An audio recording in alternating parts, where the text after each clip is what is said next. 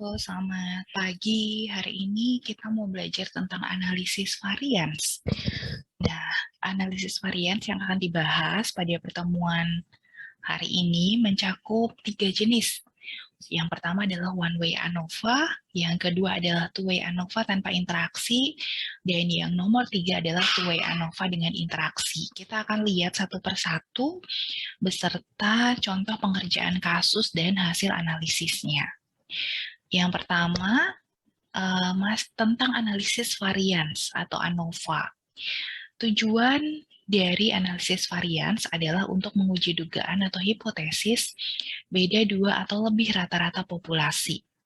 Nah, ANOVA masuk ke dalam kelompok statistika parametrik, sehingga data yang dianalisis harus berdistribusi normal. Ada beberapa asumsi yang harus dipenuhi, ada 1-4 ya. Nah, kemudian untuk pengujian beda lebih dari dua rata-rata populasi itu bisa kita lakukan dengan satu sumber perbedaan, namanya one way ANOVA, atau dua sumber perbedaan disebut two way ANOVA. Sumber perbedaannya itu bisa berupa kelas atau tingkat pendidikan atau kondisi perilaku atau hal yang lainnya. Oke, kita mulai pembahasan yang pertama dulu, yaitu one way ANOVA. Tujuan one way ANOVA adalah untuk menguji hipotesis tentang beda lebih dari dua rata-rata populasi dengan satu sumber perbedaan atau satu treatment. Misalnya, pengujian dilakukan untuk hipotesis bahwa terdapat perbedaan skor tes rata-rata antara karyawan berpendidikan SMU, D3, dan S1. Jadi, karyawan itu dilakukan pengujian atau tes, diberikan tes ya, dan ternyata ada perbedaan nih berdasarkan pendidikan karyawan tersebut. Kalau yang SMU skornya sekitar 60. Kalau yang D3 rata-rata skornya 70. Kalau yang S1 rata-rata skornya adalah 75, misalnya seperti itu. Nah, itu adalah contoh kasus dari one way ANOVA dengan menggunakan satu jenis perbedaan, yaitu tingkat pendidikan. Oke, kita mau lihat lagi contoh kasusnya ya. Nah, di kasus ini kita baca soalnya dulu. Ceritanya adalah evaluasi kinerja karyawan melalui sebuah tes kompetensi. Oke, terus saudara bisa lihat di bawah ada data tabelnya. Nah, tabel ini berisi skor rata-rata di antara tingkat pendidikan karyawan. Kita akan gunakan data 5%, lalu kita akan masukkan data ini ke dalam SPSS, dan kita akan olah hasil pengujian hipotesisnya, hasilnya akan seperti apa. Ya, oke, saya akan mengerjakan kasus ini dengan menggunakan SPSS. Saya akan buka SPSS-nya dulu. Nah, berikutnya pada lembar SPSS, saya sudah memberi nama kepada dua jenis variabel. Variabel yang pertama adalah skor, dan variabel yang kedua adalah pendidikan. Nah, untuk pendidikan ini kan ada 3 jenis ya untuk pendidikan. Ada apa tadi? SMA, D3, sama S1. Jadi kita akan bedakan dengan memberi label pada value-nya ya. Misalnya satu ya. Satu kita kasih label untuk SMU. SMU apa SMA ya tadi ya? SMA, kemudian yang kedua itu adalah D3 ya. Lalu yang nomor 4 itu adalah, nomor 3 itu adalah S1. Nah, ini kita add 3 jenis label, terus kita oke. Nah, kemudian setelah dua variabel ini kita inputkan, kita pindah ke data view, lalu lakukan penginputan atas semua data skor, ya. Nah, kemudian untuk di bagian pendidikan, kita tinggal isikan nih, skor misalnya yang pertama itu 46, ini skornya untuk punyanya siapa, ya. Misalnya ini untuk lulusan SMU, ya. Saya akan tuliskan dulu pendidikannya disesuaikan dengan uh, data pada soal, ya. Oke, setelah kita lengkapi untuk kolom variabel pendidikan, kita akan lakukan analisa. Caranya adalah saudara klik analyze, kemudian compare means, lalu pilih yang one way ANOVA. Oke, kemudian muncul tampilan ya, one way ANOVA, kemudian kita akan pindahkan skor, variabel skor ke dalam kolom dependent list, kemudian pendidikannya kita taruh di faktor. Ya, kenapa? Karena skor ini adalah berupa variabel dependennya, sedangkan yang membedakan atau faktor pembedanya itu adalah tingkat pendidikan. Jadi pendidikannya akan kita taruh di dalam kolom faktor. Nah, terus habis itu kita akan langsung klik OK aja.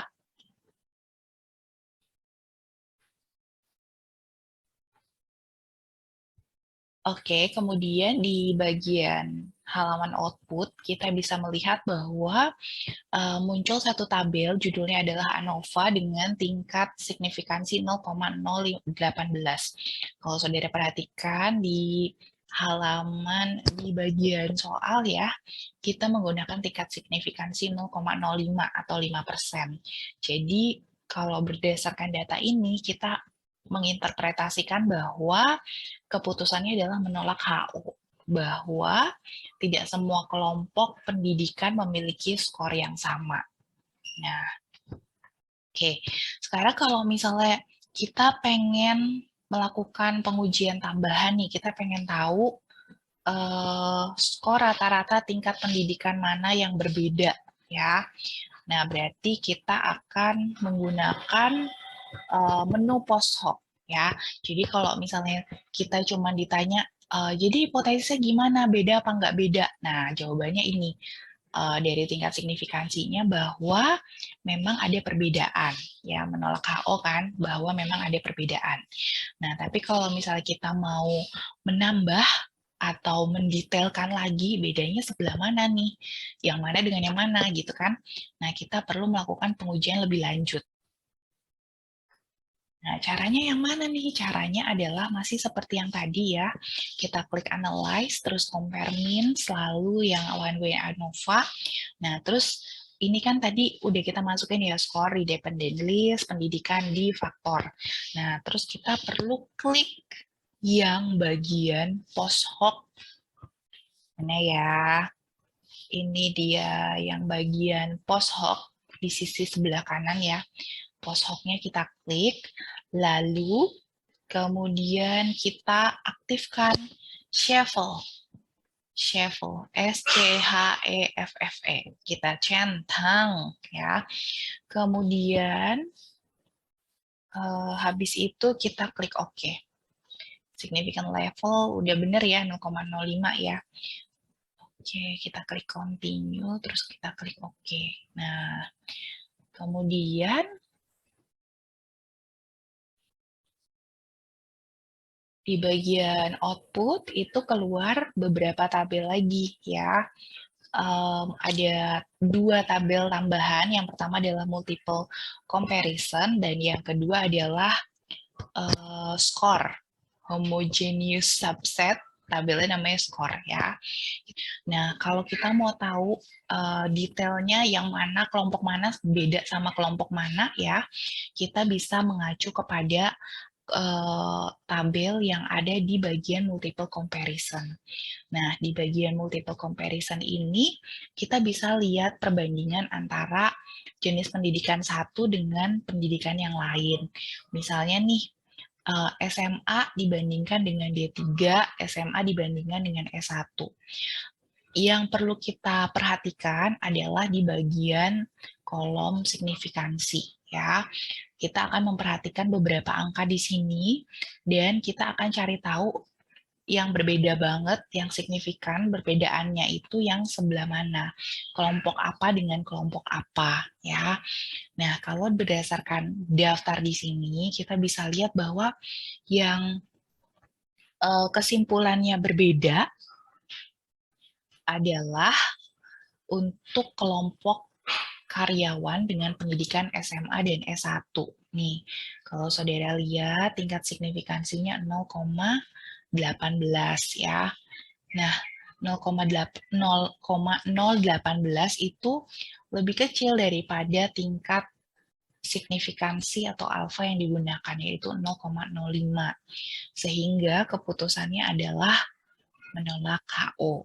Ya, jadi yang berbeda adalah antara karyawan dengan pendidikan SMA dan kelompok karyawan dengan pendidikan S1 gitu.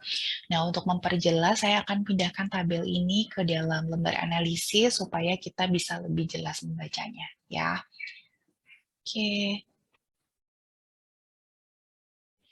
Oke, jadi ini saya sudah pindahkan ketiga tabel yang dihasilkan dari lembar output ya.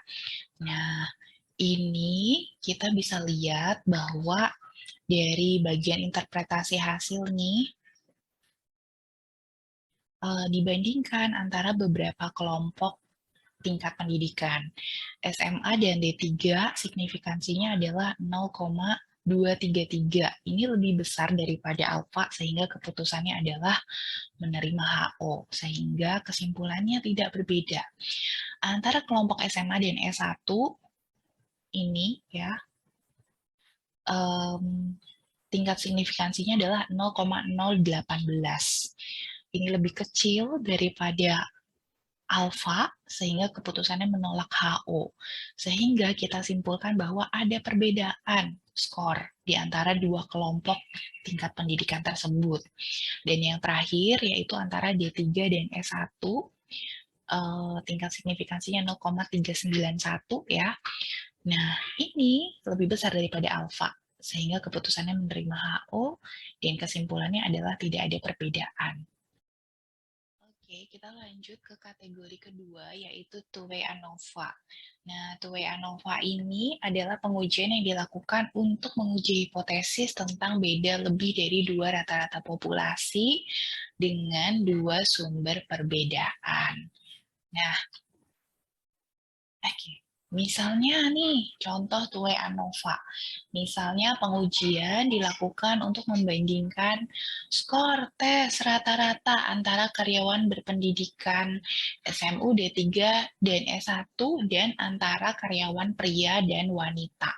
Kalau saudara perhatikan, ini jenis perbedaannya ada dua macam. Yang satu adalah berdasarkan pendidikan, yang kedua adalah berdasarkan jenis kelamin. Ya, nah nanti kalau misalnya datanya itu divisualisasikan akan kelihatan seperti ini.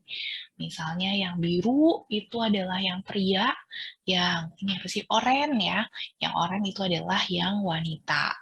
Terus ada tiga kelompok yaitu SMU, D3 dan S1. Nah untuk lebih memahami kita akan coba lihat ke contoh kasus. Oke, kasus ya. Sebuah perusahaan melakukan evaluasi kinerja karyawan melalui tes kompetensi. Soalnya sama kayak tadi ya, SMA D3, S1, dan produksi pemasaran keuangan dan SDM. Data pada tabel berikut merupakan skor tes. Lakukan pengujian terhadap hipotesis bahwa terdapat perbedaan skor rata-rata karena tingkat pendidikan dan jenis bagian bekerja.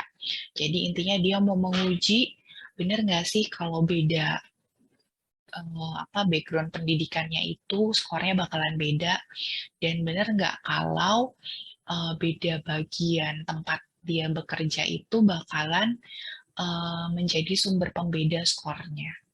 Misalnya departemen tertentu skornya tinggi-tinggi, departemen yang lainnya skornya rendah-rendah gitu ya. Kita mau membuktikan itu. Nah, kita udah punya data tentang skor tes kompetensi, kita akan masukkan data ini ke dalam SPSS untuk kemudian nanti kita olah datanya dan kita lihat analisanya ya. Nah, tadi kan kita sebenarnya udah punya ya data skor dan pendidikan. Tinggal kita tambahin aja nih satu variabel lagi, yaitu variabel bagian, ya kan? Nah, tadi kan bagian itu ada 4 jenis ya. Aduh, saya akan input dulu datanya sesuai dengan yang ada di lembar soal ya. Sudah masuk ke lembar SPSS, saya memasukkan 3 jenis variabel. Yang pertama adalah skor, yang kedua adalah pendidikan, dan yang ketiga adalah bagian. Nah, untuk yang pendidikan, saya beri label, 3 label, 1 untuk SMA, 2 untuk D3, dan 3 untuk S1, seperti di kasus sebelumnya ya. Nah, sedangkan untuk bagian, itu saya berikan 4 label, 1 untuk produksi, 2 untuk pemasaran, 3 untuk keuangan, dan 4 untuk SDM. Nah, kalau sudah komplit, silakan saudara masuk ke data view, kemudian mengisikan data sesuai dengan yang ada pada soal. Saya sudah menginputkan datanya, ada 12 data ya, skornya dulu, baru pendidikan, kemudian yang terakhir adalah bagian. Oke, nah berikutnya adalah kita akan mulai melakukan analisa data ya. Nah, untuk bagian analisa data kita akan menggunakan menu, sebentar, analyze, kemudian general linear model, lalu univariate. Nah, kemudian pada variabel dependent, kemudian pendidikan pada kolom fix faktor, dan bagian kita pindahkan ke dalam variabel random factors. Kalau sudah, silakan saudara klik OK. Kita akan lihat hasilnya. Baik, saya tunjukkan hasil output dari proses pengolahan data dengan menggunakan two-way ANOVA berdasarkan soal sebelumnya ya. Setelah dilakukan analyze, muncul 3 tabel output. Tabel yang pertama adalah between subject factor, kemudian test of between subject effect, dan expected mean square. Tabel yang pertama ini adalah menunjukkan data ya. Data dari karyawan yang SMA ada jumlahnya 4 sampel, D3 4 sampel, S1 4 sampel, kemudian dari masing-masing departemen, misalnya dari produksi ada 3 sampel, pemasaran 3 sampel, dan seterusnya. Nah, kemudian di tabel yang kedua, test of between subject effect, ini kita bisa melihat intercept dari beberapa faktor. Pendidikan dan bagian ya. Kita bisa lihat di sini ada kolom untuk menunjukkan tingkat signifikansinya ya. Baik, kita lanjutkan untuk tahap analisa.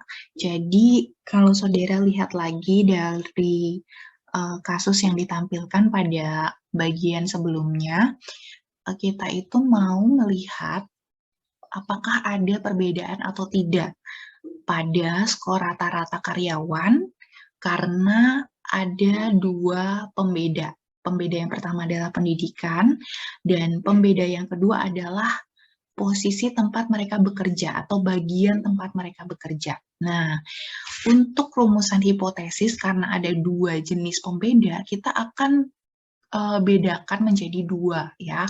HO-nya ada 2, HA-nya juga ada 2. HO1 tidak terdapat perbedaan skor rata-rata karena perbedaan tingkat pendidikan. Oke, HA1-nya terdapat perbedaan skor rata-rata karena perbedaan tingkat pendidikan. HO2 itu terkait dengan perbedaan bagian, HA2 juga terkait perbedaan pembagian. Nah, saya sudah taruh outputnya di sini ya, di samping supaya kita bisa segera bandingkan. Nah, kalau saudara menggunakan perbandingan antara nilai F tabel dan nilai hitung, F hitung ya, itu bisa. Tapi juga kalau kalian mau lebih mudah, kita bisa gunakan angka signifikansi yang dibandingkan dengan nilai alfa. Alfa yang digunakan dalam soal itu pada level berapa, kalau tidak salah 5% ya. Tinggal kita bandingkan saja dengan angka signifikannya.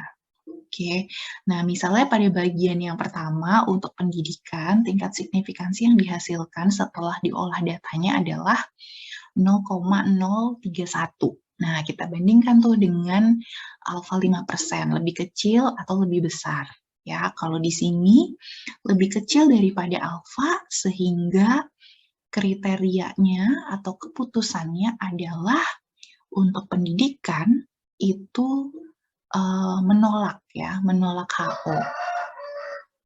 Artinya terdapat perbedaan skor rata-rata karena tingkat pendidikan. Nah, kemudian untuk variabel bagian, kita lihat nih tingkat signifikansinya berapa dibandingkan dengan alfa juga. Ini lebih besar ya daripada alfa. Sehingga keputusannya adalah menerima HO, menerima HO2. Artinya tidak terdapat perbedaan skor rata-rata karena perbedaan bagian. Jadi untuk kesimpulannya, kalian harus perhatikan bahwa HO-nya aja ada 2, HA-nya aja ada 2, sehingga kesimpulannya pun harus ada 2. Ya. Jangan hanya menuliskan kesimpulan 1 poin saja, nanti nilainya berkurang ya. Oke, itu untuk pengerjaan terkait two-way ANOVA. Semoga saudara bisa memahami ya. Baik, setelah kita tadi belajar tentang two-way ANOVA without interaction atau tanpa interaksi, sekarang kita mau lihat contoh kasus untuk two-way ANOVA with interaction. Two-way ANOVA dengan interaksi digunakan untuk menguji hipotesis tentang beda lebih dari 2 rata-rata populasi dengan 2 sumber perbedaan dengan interaksi dari 2 sumber perbedaan tersebut. Nah, nanti kita coba lihat di kasus ya. Mungkin lebih jelasnya kalau kita sedang mengerjakan kasus. Nah, kasusnya itu tadi sama persis dengan yang soal yang tadi, hanya memang ada perubahan di datanya ya. Kalau untuk kasus sebelumnya datanya itu hanya dari dua skor, sedangkan kalau yang sekarang kita membuat datanya itu untuk masing-masing bagian terdiri dari 2 skor ya. Untuk pembedanya ada 2 jenis. Yang pertama adalah berdasarkan tingkat pendidikan dan yang bagian kedua adalah berdasarkan departemen atau divisi, yaitu produksi, pemasaran, keuangan, dan SDM. Nah, kita diminta untuk melakukan pengujian atas hipotesis bahwa ada perbedaan skor rata-rata karena perbedaan tingkat pendidikan, bagian karyawan, dan ada nggak sih interaksi antara perbedaan pendidikan dan bagian karyawan dengan menggunakan alfa 5%. Nah, untuk data tersebut, data dari tabel ini kita akan coba olah dengan menggunakan aplikasi SPSS dan kita akan lihat hasil analisa dan kesimpulan yang dihasilkan. Oke. Untuk rumusan hipotesis pada penyelesaian kasus tersebut, kita akan lihat bahwa hipotesisnya itu terdiri dari 3 macam ya. Untuk hipotesis 0 itu ada 3, untuk hipotesis alternatifnya ada 3 juga. Nah, untuk hipotesis H01 ya, tidak terdapat perbedaan skor rata-rata karena perbedaan tingkat pendidikan. HO2 karena ada perbedaan bagian, HO3 itu kalau kita lihat kalimatnya ya, karena interaksi antara perbedaan tingkat pendidikan dan perbedaan bagian. Nah, untuk hipotesis alternatifnya menyesuaikan dengan konteks perbedaan yang disebutkan untuk masing-masing. Nah, kita akan coba olah data tersebut dengan menggunakan SPSS.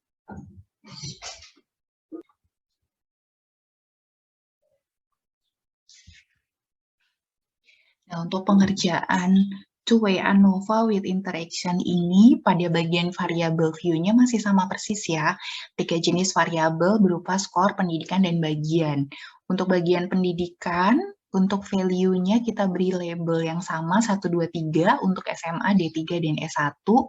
Kemudian untuk bagian, untuk variabel bagian, itu juga menggunakan 4 label 1-4, yaitu untuk produksi, pemasaran, keuangan, dan SDM. Nah, yang membedakan adalah kita menyesuaikan datanya, karena data di soal itu ternyata lebih banyak daripada two-way ANOVA tanpa interaction, ya. Kalau di sini kita akan memasukkan 24 skor, kemudian silakan saudara sesuaikan untuk variabel pendidikan dan bagiannya sesuai dengan soal, ya.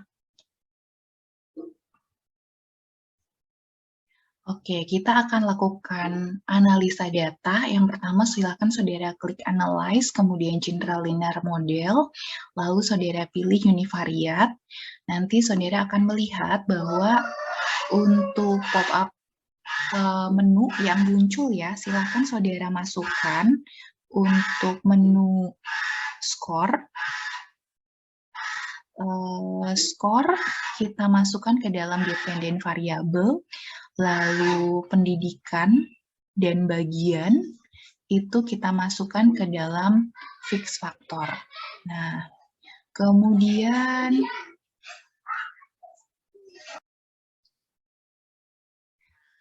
kita klik menu model ya, kemudian kita lihat di bagian bawah yang ada tulisan include intercept-nya, silakan saudara nonaktifkan ya. Kemudian habis itu kita akan klik continue dan pilih OK.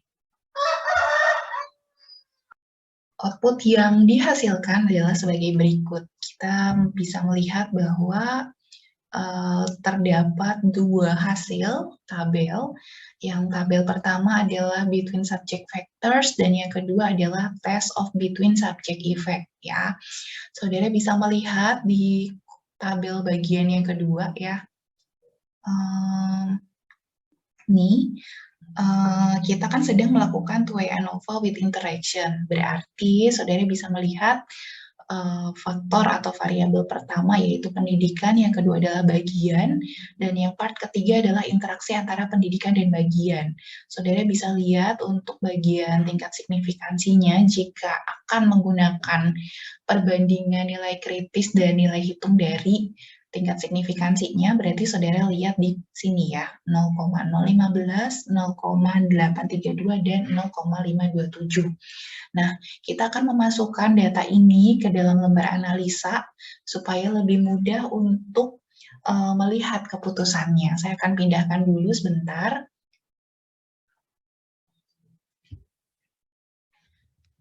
Baik, ini saya sudah memindahkan hasil analisanya ya.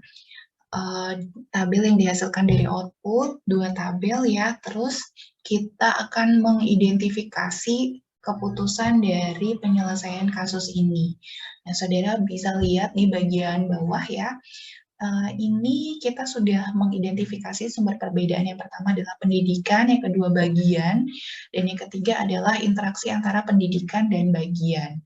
Nah, kesimpulan yang diperoleh ternyata berdasarkan tingkat signifikansi dan alfa ya yang kita bandingkan, yang menolak HO hanya untuk variabel pendidikan saja ya, yang menimbulkan skor yang berbeda. Sementara untuk variabel bagian dan interaksi antara pendidikan dan bagian itu menghasilkan keputusan bahwa menerima HO. Nah, berarti kita langsung ke kesimpulan aja ya. Kesimpulannya adalah bahwa terdapat perbedaan skor rata-rata karena perbedaan tingkat pendidikan. Kemudian yang kedua, tidak terdapat perbedaan skor rata-rata karena perbedaan bagian. Dan yang ketiga, tidak terdapat perbedaan skor rata-rata karena interaksi antara perbedaan tingkat pendidikan dan perbedaan bagian. Oke, itu untuk kesimpulan dari pengujian two-way ANOVA dengan interaksi. Berikutnya yang akan kita pelajari adalah ANCOVA. Apa itu ANCOVA? ANCOVA adalah suatu pengujian parametrik yang tujuannya untuk mengetahui atau menganalisa pengaruh satu variabel kategori dan satu variabel kontinu terhadap satu variabel kontinu atau skala. Oke, kita coba lihat dulu. Nah, misalnya suatu perusahaan memiliki 3 unit produksi. Penelitian dilakukan untuk menguji hipotesis pengaruh perbedaan unit kerja dan masa kerja terhadap gaji karyawan. Oke, jadi ada nggak sih perbedaan dari faktor yang pertama adalah unit kerja dan yang kedua adalah masa kerja terhadap tinggi rendahnya atau besar kecilnya gaji karyawan. Nah, untuk menguji ini, kita coba lihat kasusnya secara lebih detail. Oke. Jadi ceritanya sebuah perusahaan garment itu punya 3 unit produksi atau mungkin kayak 3 departemen gitu ya, unit 1, unit 2, unit 3. Sebuah penelitian dilakukan untuk menguji hipotesis bahwa gaji karyawan dipengaruhi oleh unit produksi dan masa kerjanya. Di sini ada tabel berisi data untuk menguji hipotesis bahwa gaji karyawan itu dipengaruhi oleh unit produksi dan masa kerja. Nah, di sini ada datanya ya, masa kerjanya itu dalam desimal, mungkin ini dalam satuan tahun ya. Nah, kita akan coba memproses data ini, lalu kita input ke SPSS, terus kita olah hasilnya seperti apa ya. Baik, yang tahap pertama adalah saya buka SPSS, kemudian memasukkan variabel view-nya. Untuk pengerjaan kasus ini, kita masukkan 3 jenis variabel. Yang pertama adalah gaji, variabel yang kedua adalah unit, dan yang variabel ketiga adalah masa kerja. Untuk unit, saya masukkan 3 label. Yang pertama adalah unit 1, unit 2, dan unit 3 ya. Dengan value 1, 2, 3. Nah, kemudian untuk data view, saya kopas langsung datanya dari lembar soal. Kita punya 15 data ya terkait gaji, unit, dan masa kerja. Oke, saudara cek untuk angkanya apakah menggunakan koma atau titik disesuaikan dengan settingan pada komputer saudara ya. Nah, kalau datanya sudah lengkap, kita bisa mulai melakukan pengolahan data sesuai dengan petunjuk yang ada pada modul. Baik, kita akan mulai melakukan pengolahan data. Prosesnya adalah kita klik analyze, kemudian general linear model, lalu kita pilih yang univariate. Nah, berikutnya adalah kita masukkan variabel gaji ke dalam dependent variable, kemudian unit sebagai fix factor, dan masa kerja kita masukkan sebagai covariate. Ya, kemudian berikutnya kita akan langsung klik OK saja. Nah, berikutnya adalah dari hasil output, kita akan coba lihat bahwa ada 2 hasil tabel. Yang pertama adalah between subject factors dan yang kedua adalah test of between subject effect ya. Saya akan pindahkan kedua tabel ini ke dalam lembar analisis, kemudian kita tentukan kriteria dan keputusannya.